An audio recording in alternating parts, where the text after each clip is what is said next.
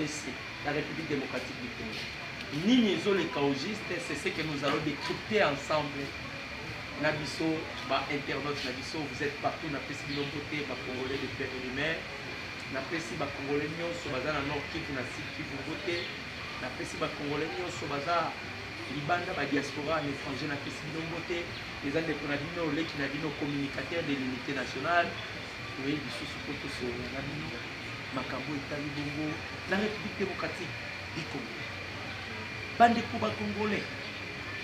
Ba compatriote na biso bino bolandaka biso na chaîne oyo ememelaka bino ba information sûre et fiable.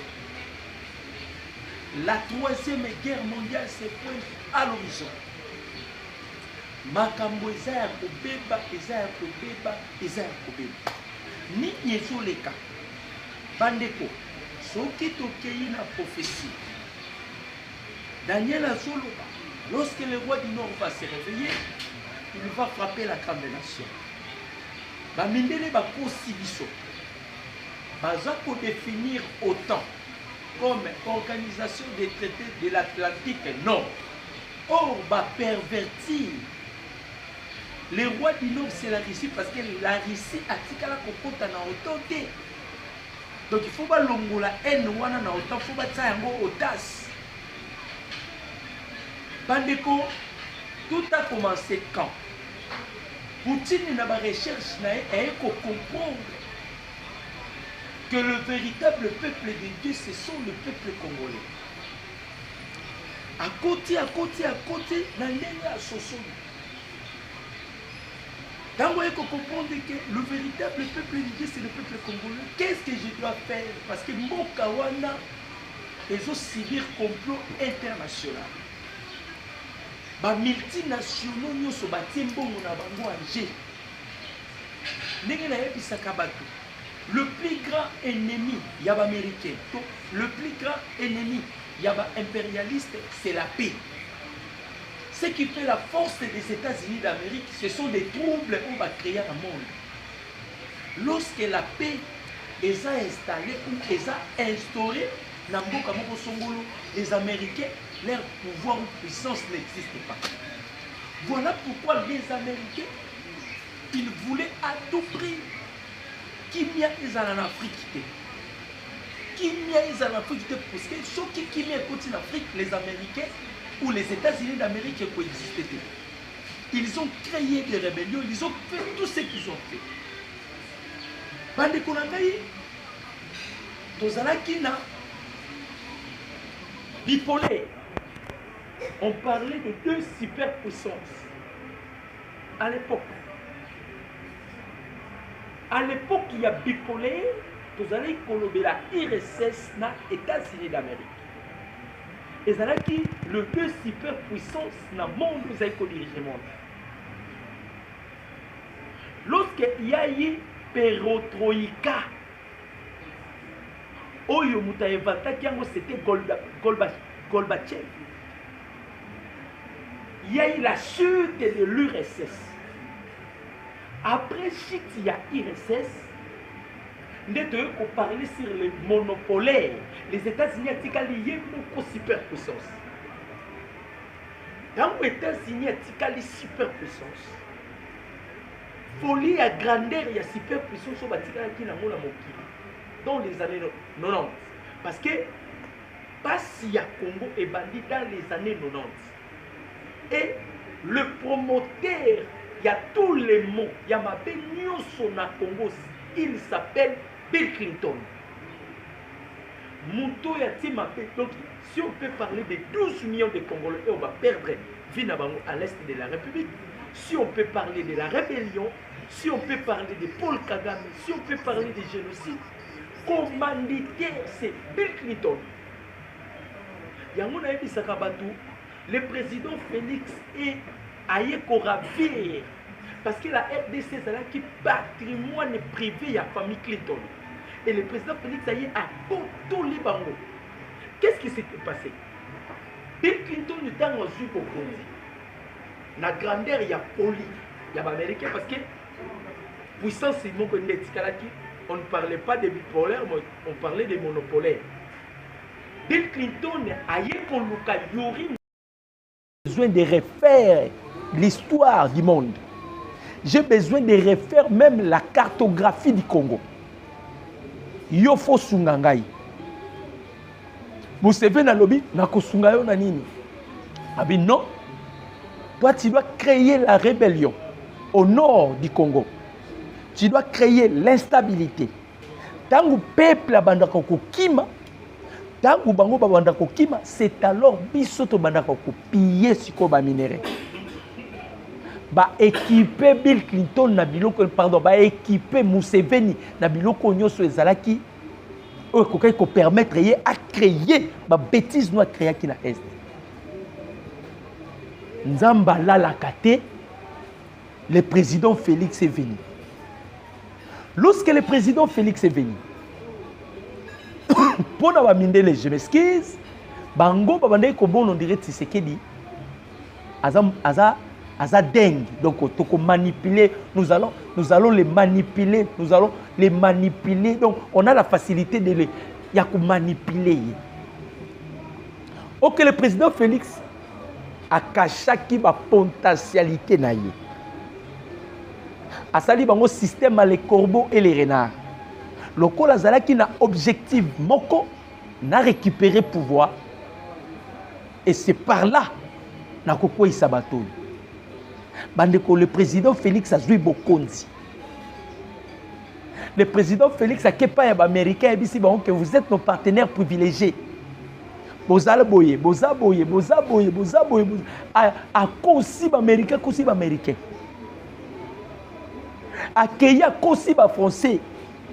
Jean-Pierre Lacroix, deuxième personnalité à ONU, il a commis une grosse erreur. Botuna erreur ezalaki nini? Jean-Pierre Lacroix a accueilli les Nations Unies pour plaider à sorte que balongo la biso embargo. Ça c'était la diplomatie du président Félix. Bande kotan ka balongo li embargo. Le président Félix a dit biliaki mindele bikuki sikoyo. Mokonza mboka sikoyo bandi kotambola na bango. Et tant que tozo yebisa bino na minute yo. La République démocratique du Congo ne fait pas partie. Il y a bloc, il y a capitaliste. On a quitté bloc, il y a capitaliste. La RDC s'est adhérée à bloc, il y a communiste. Si on a bloc, il y a communiste, tous on a deux pays puissants dedans. Nous avons la Russie et la Chine. Les Américains, pour la grandeur, il y a folie na bango. Quand vous avez comment on a le président, il y a Ukraine, Zelensky. Les Américains, ils avaient la difficulté de comprendre la technologie russe. Ils voulaient à tout prix pas comprendre qu'est-ce qui se passe sur la technologie russe.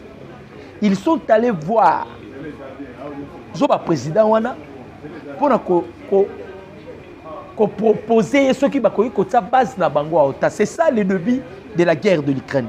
Maintenant, Poutine à lobby. À lobby, les Américains se cachent derrière l'Ukraine. Ce n'est pas le moment de se cacher. Boya en face vers Ngaï. Arrêtez-vous de vous cacher derrière l'Ukraine. La France, les États-Unis, ils ont doté l'Ukraine, les avions de chasse, de blindés. Et tout comme ça, Poutine a eu sous-marin nucléaire qu'on appelle apocalyptique. A Kotisi Yango na Mai. A tié un navire de guerre na Mai. Sous-marin nucléaire. Et bandiko kende accueilli ko planter yango entre Venezuela et le Cuba. Directement à telle position États-Unis d'Amérique. Poutine a souki wanate. Parce que alobaki et la France et les États-Unis ont osé en cas d'erreur à subir le atikala komonati. À Silisiwana, il est allé à Tunisie. Vous savez que Tunisie, la France, est allée. il a signé des coopérations militaires. Ah, tozoloba base ya Russie na Chine. Base ya Russie na Turquie. Donc, Azotala et les États-Unis et la France. Oh, conformément, il y a prophétie, il y a William Marius Branham. Il avait prédit sur le déclin des États-Unis d'Amérique. Mais on ne savait pas où provenait le déclin des États-Unis d'Amérique. Et le nôtre est qu'on comprendre que le déclin des États-Unis d'Amérique, ça provient de la République démocratique du Congo. Bandekoba congolais. Les États-Unis d'Amérique batindi deux personnalités. Batindi Berlanga Martinez, batindi Joseph Borrell. Baya koyebisa le président Félix qui atika l'offensive avec le Rwanda. Il doit se référer à la feuille de route. Il y a Nairobi, il y a Kenya. Le président Félix a yébisi des personnalités. Oh, les deux personnalités, lorsqu'ils sont venus voir les présidents, ils allaient qui piègent aux Américains, ils allaient qui causaient là. Parce qu'ils savaient bien que Ndege Bakeïti, c'est qu'il dit à quoi accepter, à quoi s'incliner dans la volonté de la Bango. Le président Félix a yébisi Bango. Bino Boyebo lo Belangai, feuille de route. Parce que, tant que nous avons les deux feuilles de route, ce qui est na Oyoya, ya Luanda, on parle sur les zones tampons. Oh, ces deux feuilles de route, des ala qui ont paralysé Bisso, et ala qui ont affaiblir Bisso devant le Rwanda. Les chefs de l'État disent ouvertement, j'ai quitté les feuilles de route. Il y a Rwanda, Pena Nairobi.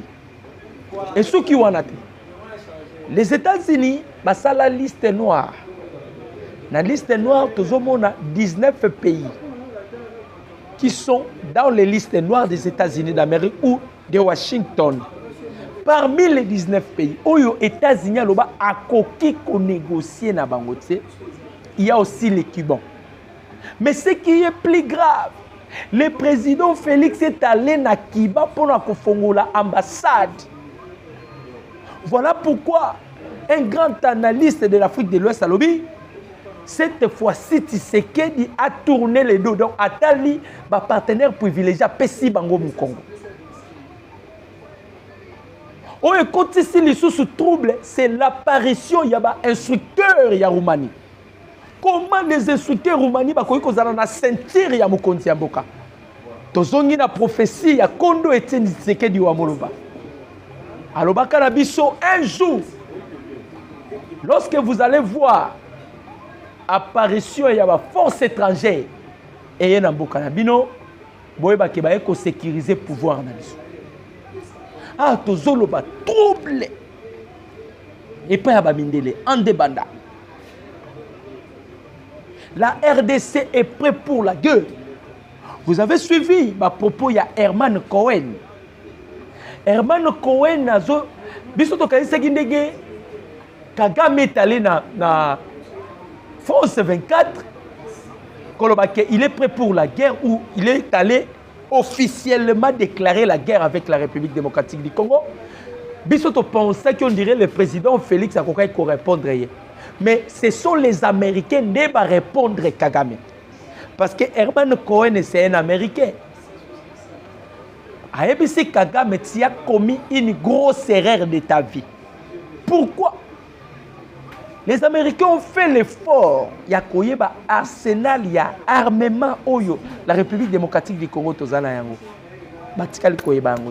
Herman Cohen dit ceci. Tu sais qu'il y a une stratégie où il cache la puissance de son armée. Les FARDC que vous avez connus d'avance, ils ont FARDC à l'éloti. Mais c'est les tactiques stratégiques qu'il y a président Félix. Ils ne veulent pas révéler la puissance de son armée. Kagame, toi, tu vas combattre la RDC dans la disposition Nini.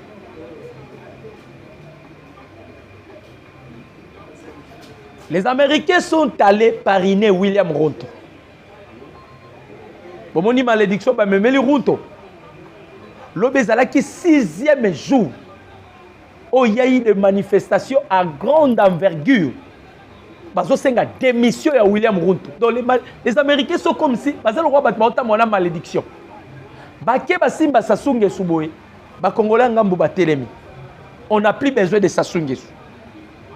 Les Américains sikoyo Borokendewan et pas Kagame pe batu ma famille touti bazo s'est décidé déjà babi il faut lancer ma manifestation. Oh na juillet awa il faut qu'il y ait les élections na Rwanda. Paul Kagame voulait maintenant chercher un prétexte parce que ayebike soki bakina maponami ba tout ba reponaye été a kobimisa trouble pour que à s'éterniser le pouvoir. Alors, pour que le trouble y ait, parce que Nanzela a trouble, il veut maintenant créer quelque chose qui permettre à Zoa alibi pour le baquet, élection et salamité, parce que tout ça la guerre. Bandeko. Les Ouazalais ne vont répondre à Kagame, parce que Kagame est allé dans France 24 pour le baquet. Je suis maintenant prêt pour la guerre. Et ce qui se passe maintenant à l'Est, la guerre était zaranine. Tant que parce que les M23 n'existent pas. Et ça, coquille vide. C'est l'armée rwandaise au sol congolaise. Lorsque Paul Kagame dit qu'il est prêt pour la guerre, on se pose la question. Maintenant, ce qui se passe à l'Est, ou bien c'est la guerre qui se passe à l'Est.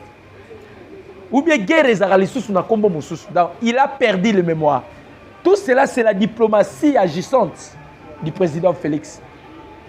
Modèle le président Félix a même les politiques na Congo te mena monde na mindele pema na ba président africain pema na ba toto ebaïke ils sont des grands politiciens pema. Maintenant on se pose la question. Donc si on peut dire le président Félix est venu enseigner la politique au monde, il est venu enseigner la politique. Bamindele bazoko sabiso récemment awa Macron outaki ko sala di outaki ko dissoudre parlement. C'est déjà l'échec. Tout un problème mususu na mboka na biso. Il s'agit de monsieur Vital Kamerhe. Tango babandi ko investir gouvernement ya madame Judith Kamerhe asengaki décaissement ya 500 millions de dollars pour na kotonga ba hôpitaux ya ba député, pour na kotonga ba pharmacie et puis pour na kosomba 200 jeeps ya 4x4 ko pesa le personnel de l'Assemblée. OK, abandé ko sala allusion ya leki na ye Massaro. Au moment où le pays est en guerre, nous sommes en état de guerre. Au moment où il y a des déplacés de guerre, bah sinistrés 7000. Kagame, et je m'excuse, Kamerhe, lorsqu'il est allé voir le président Félix, agira qui pour la biloko mibale. Il avait dit au chef de l'État, je serai loyal.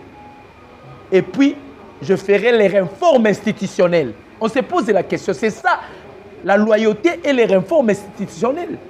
Parce que l'Assemblée est la deuxième institution. Après la présidence, c'est l'Assemblée, parce que nous en avons 5. La première institution, ou la première institution, c'est la présidence. Le deuxième, ou la deuxième, c'est l'Assemblée nationale, ou les chambres basses. Troisième, c'est le Sénat. Quatrième, c'est le gouvernement. Et le cinquième, ce sont des cours et tribunaux. Où il y a une loyauté, une réforme institutionnelle, et ça va payer 500 millions. À Longwe, na 500 millions, à côté de sous Mukanda, à ce qu'il y a des vacances na Canada, il faut qu'il soit accompagné avec 25 députés, ainsi que les qui n'ont pas Massaro Nakati. On se pose la question, Massaro est devenu député? Pourquoi ça? Ba député na Zambie ba uti ko senga na parlement et sombe la bango ba jeep. Le président Zambia lobby, papa, vous avez vos salaires na bino. bozo ba salaire na bino bosomba ba chip. Ça voit que ça prouve que il y a beaucoup de gens qui combattent le président Félix ou qui ne s'adhèrent pas dans la vision du chef de l'État. Mais l'issue likolo l'issue de tozolo bakaka. Bomona ki ba instructeur tant tozolo banabino que 14e infanterie. Il y a Brésil les gens à parc de Virunga, les gens doutaient, s'entêtaient de ça.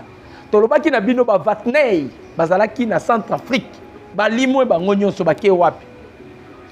Mais lorsqu'ils ont vu l'apparition na ceinture ya Mokonzi ya Mboka, les hommes en tenue de la République démocratique du Congo, mais mindele, troublés. Awa Magamba Congo, c'est la 3e guerre mondiale. Pour ce moment, la Chine est là, la Russie est là, Corée du Nord est là, Brésil est là, l'Iran est là, Turquie est là. Talaba partenaire. Talaba partenaire. Oui, bandeko. Ne bat baluba kaka. Maramba kitoko ou la raté. Et ou la raté vraiment de baluba kaka. To zo kimela na mbangu. To zo kimela penza na mbangu. Maintenant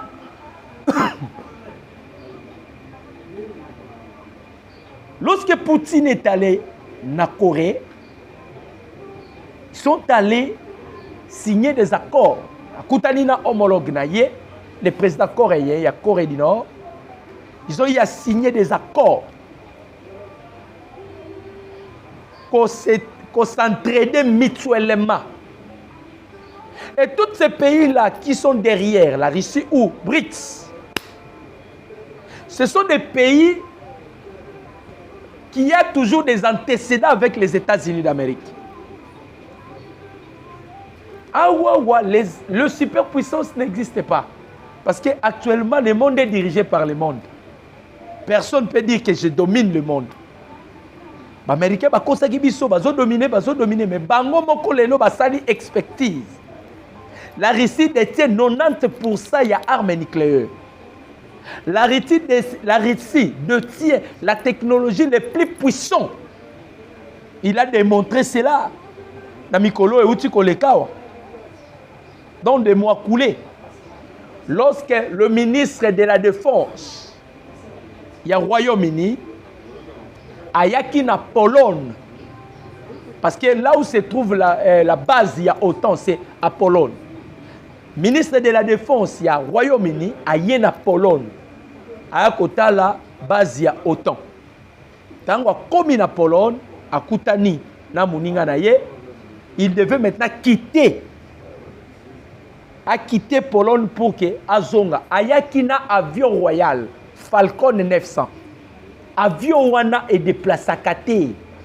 Et ça avion royal o yatambola kanango. Lorsque Asilisi Makambo pour que Azonga, vous avez vu, il a fait une grosse erreur à l'équina Kaliningrad. Kaliningrad, c'est un territoire enclavé à Russie. La Russie a utilisé le brouillage électronique. Balobi avion et limo likolo pendant 30 minutes. C'est-à-dire, on a contrôlé l'avion, on pouvait les tuer.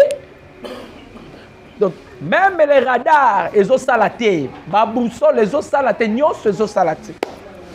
Après 30 minutes à Kitty, lui-même a dit qu'il ne faut pas tout sous-estimer la Russie. La Russie détient la technologie la plus puissante au monde.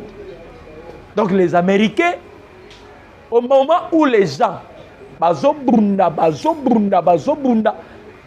pour faire développer la technologie à Bambo Kalabango, les États-Unis maillent la mécanisme qui pour la balkanisation de la RDC. C'est ça le retard aux Américains.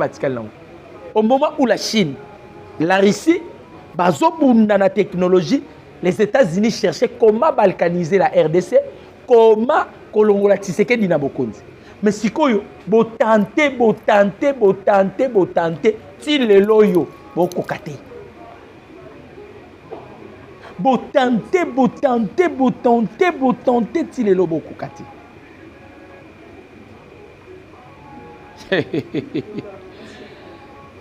Bandeko tolobaka yango puis tozo continuer koloba.